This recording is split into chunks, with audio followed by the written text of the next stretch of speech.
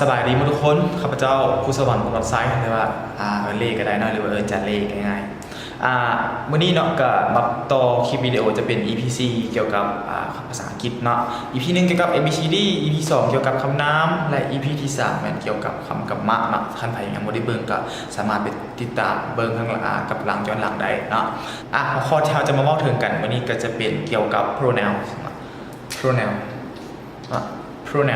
pronoun ภาษาลาวแปลว่าคำแทนนามนะซึ่งเขาบอกไปแล้วเนาะคือ EP ที่2นะจะเล่าถึงคำนามเป็นคำที่เขาสามารถเห็นได้จากทุกสิ่งทุกอย่างที่อยู่อ้อมเขาเนาะคือคนสัตว์วัตถุสิ่งของต่างๆซื้อคนจากสิ่งเนาะซึ่งว่า pronoun ตัวนี้จะแปลว่าคำแทนนามนะความหมายมันภาษาว่าต่อขนาดซื้อมันยังมาแทนนามเนาะคำแทนนามเป็นคำที่เอามาแทนคำนามจุดประสงค์ที่เขาจะเอามาแทนคำนามกับเพื่ออย่างผู้บอกเพื่อเขาบ่อยากว่าถึงสิ่งนั้นหลายๆเทื่อซ้ำๆซักๆเนาะตัวอย่างว่าที่ยกตัวอย่างให้ฟังได้เท่าจ้อนไปโรงเรียนทุกๆมื้อเท่าจ้อนกินข้าวอยู่โรงเรียนเท่าจ้อนเรียนหนังสือเท่าจ้อนกินข้าวเท่าจ้อนลงกับหมู่เท่าจ้อนไปตลาดเท่าจ้อนกลับบ้านเห็นบ่มันมีคำว่าเท่าจ้อนมาซ้ำๆหลายเทื่อนะเฮาแทนคำว่าเท่าจ้อนเฮาเว้าคำว่าลาวเห็นบ่เท่าจ้อนไปตลาดและลาวก็ได้ซื้อเครื่องแบบเท่าจ้อนไปตลาดและเท่าจ้อนซื้อเครื่องสิมันฟังแล้วบ่เข้าหูปานใด right เพราะฉะนั้นเราจึงเอาคำว่า pronoun มาแทนคำว่า noun แทนในบางกรณีที่เขาฟังแล้วเบื่อนิดนึงเบื่อหูเนาะแล้วในภาษาอังกฤษเนาะหลักๆเลย pronoun เนี่ยจะมีอยู่7ตัว pronoun จะมีอยู่7ตัวในนั้นมีคำว่า I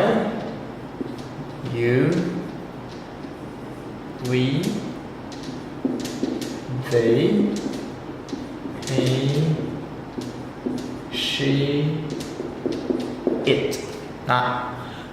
ภาษาอังกฤษมี pronoun แมน7ตัวมี I you we they he she it I you we they he she it นะมีทั้งหมดอยู่7ตัวคำว่า pronoun ของเขาซึ่งว่าคำพวกนี้เนาะเขาจะเอาไปแทนคำนามที่มันซ้ำๆซากๆหลายๆเนาะลองไปเบิ่งว่านักเรียนทุกคนจะรู้วิธีแทนหรือบ่เนาะเราไปลองดูตัวอย่างก่อนเมื่อเขาจะมาอ่านออกเสียงเนาะแต่ละคนฟังแล้วตามได้ I you we they he she it I you we they he she it นะมีทั้งหมดอยู่7ตัวคำว่า I มีแปลว่าค่อยพอจดได้ก็จดได้แต่ละคนให้จดไว้ I แปลว่าค่อย you แปลว่าเจ้านะเจ้าหรือพวกเจ้าคำว่าเจ้านี่จะคนเดียวพวกเจ้านี่จะคน2คนขึ้นไปนะ we พวกเขาthey พวกเขาหรือพวกมันนะพวกเขาใส่กับคนหรือสัตว์ใส่กับคนพวกมันใส่กับสัตว์และวัตถุสิ่งของพวกเขาหรือพวกมันเนาะจำนวนหรือจำนวนน้อยจำนวนหลังเนาะ he แปลว่าเราผู้ชายเราแทนให้ผู้ชาย she เราแทนให้ผู้หญิงและ it แปลว่ามันแทนให้คนสัตว์วัตถุ no แทนให้สัตว์วัตถุสิ่งของต่างๆที่มันมีจำนวนอันเดียวเนาะแปลว่ามันอันเดียวคันจำนวนหลาย2คนเขาใส่ยังใส่คำว่าพวกมันเนาะ they แทนโอเคเขาความหมายไปหมดแล้วเนาะวันนี้เราจะไปลองเบิ่งว่าเราจะแทนแบบไหนโอเคหลุดเลยเนาะตัวอย่างว่าค่อยเนาะเรารู้แล้วเนาะเราแทนกันได้เราจะว่าค่อยไปตลาดกันสิI go to the market I go to the market นั่นสินะค่อยไปตลาดนะเราเรื่องต่อไป John is a student John เป็นนักเรียนคนหนึ่งเห็นไหมท่านอาจารย์ไม่อยากว่า John ไปเขาเชี่ยวไซอย่าง เขาต้องใส่คำว่าหยังมาแทนคนนี้จอห์นเป็นผู้ชายหรือผู้หญิงหรือเป็นหยังเป็นคนเนาะเป็นผู้ชายเอาอย่างมาแทนคือว่าเอาคำว่าฮีเนาะฮีมาแทนแล้วผมอยากว่าจอห์นออกเนาะคำว่าฮีเราเป็นนักเรียนคนหนึ่ง he is a student เดี๋ยวลองไปยังต่อไปเว้ยลองเปลี่ยนก็ John and Mary go to school John and Mary go to school จะค้นนี่จะค้นสองนี่เป็นจำนวนหลายหรือน้อยจำนวนหลายนะคันจำนวนหลายนี่คันจอห์นนี่ทำไมเขาใส่อย่างเขาใส่ he หรอ Mary มันใส่ she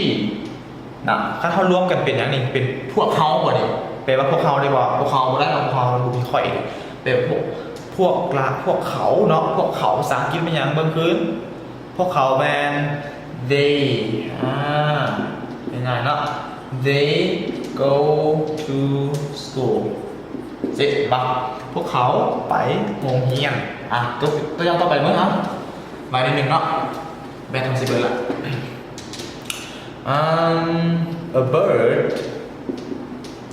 bird flies in the sky มานกตัวหนึ่งนะบินอยู่ถึงท้องฟ้านกตัวหนึ่งบินอยู่ถึงท้องฟ้า right เห็นปะ a bird นี่มันสัตว์วัตถุสิ่งของหรือว่าคนมันอย่างมันสัตว์เนาะคันสัตว์นี่มันจะโตนี่ตัวเดียวตัวเดียวไปเบื้องคืนเมื่อกี้นี้มันอย่างแทนมันได้มันบอก it ให้ว่ามัน it flies in the sky it flies in the sky เราเอาประโยคสุดท้ายเพื่อนเอาประโยคสุดท้ายแต่ละคนสิสังเกตของเราตัวนี้นะ you and I have a pen you and I have a pen you and I have a pen เจ้าและค่อยมีบิ๊กเหมือนกันนะข้าอาจารย์อยากบอกว่าเจ้าและค่อยเขาสิว่าอย่างแทนฮอนได้บอกเขาต้องบอกว่าพวกเขาเห็นปะพวกเขาเด็กเจ้าและค่อยเด็กแปลว่าพวกเขาสองคนนั่นว่าหลักเขาสองคนพวกเขาภาษาอังกฤษแมน we เนาะแทนเลยได้ we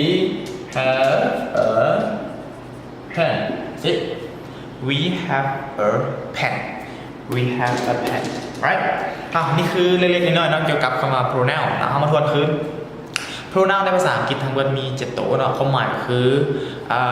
แมนคำที่เอามาแทนคำนามเวลาเราอยากบอกแบบซ้ำๆซากๆกันเลยเราอยากบอกแบบยืดยาวเนาะแต่แปลว่าแล้วค่อยเจ้าพวกเขาพวกมันกันสิเลยนะทั้งหมดมี7ตัวกินในนั้นแมน I you we they he she it I มันค่อย you man เจ้าหรือพวกเจ้า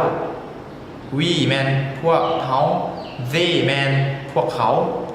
they man พวกเขาหรือพวกมันพวกเขามันใช้กับคนพวกมันเลยใช้กับสัตว์ he man เราผู้ชาย she man เราผู้หญิงและ it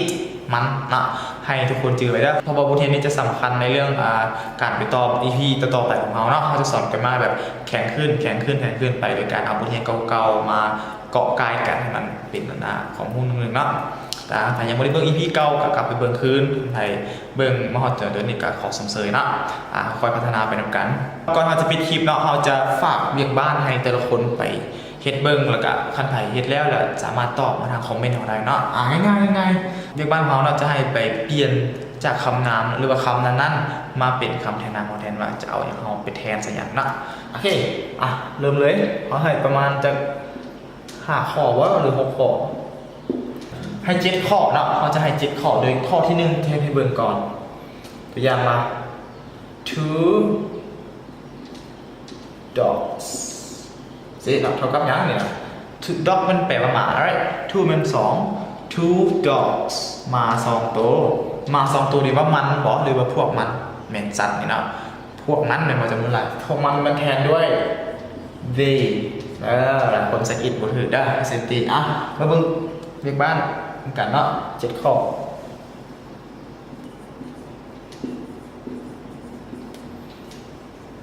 มาเขามีทั้งหมดอยู่8ข้อกันมาเบิ่งเนาะมีอย่างไร1 มัน two dogs มา2ตัวเนาะแล้วไปแล้วข้อ2 มัน a book มาปึ้มหนึ่งหัวเขาจะเอาอะไรมาแทนเนาะ mermaid ทานางเมย์ right นางเมย์ต่ออย่างมาแทนแล้ว board กระดาน board แปลว่ากระดานเอาอย่างมาแทน students แปลว่านักเรียนเนาะสังเกตแล้วมีหลายคนอยู่เนาะ students เขาจะบริบทจำนวนพูดแต่ว่าหลาย teachers เนาะเอาอย่างมาแทน teachers door โอเคเด้อ BS เนาะแปลว่าจักรเนาะแปลว่าจักรไปลองเบิ่ง two pens big 2การเนาะลืมเด้อใครมาหอดนี่เนาะกับท่านว่ามีเวลากับพิมพ์ลงคอมเมนต์เนาะว่าแต่ละคนเอาอย่างมาแทนอย่างโอเคสำหรับคลิปนี้เนาะก็ขอจากลาเพียงเท่านี้ถ้าเห็นว่าคลิปของเขามีประโยชน์อะไรข้อมูลแก่สังคมเนาะก็อย่าลืมกดไลค์กดแชร์เพื่อเป็นกำลังใจให้เราด้วยและที่สำคัญก็อย่าลืมกดติดตามเนาะเพื่อรับชมคลิปใหม่ๆได้ขอขอบใจ